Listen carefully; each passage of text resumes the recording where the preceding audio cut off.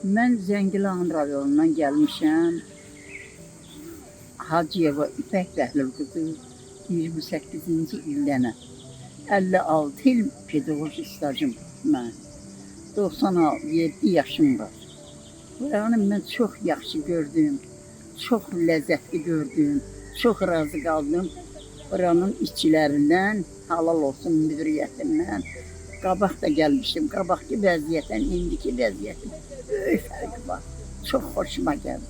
Qabaq gördüyüm hara, indi gördüyüm hara. Halal olsun, təzə müdiriyyətə, təzə quruluşa Allah başa cəmləsin, mən çox razı qaldım.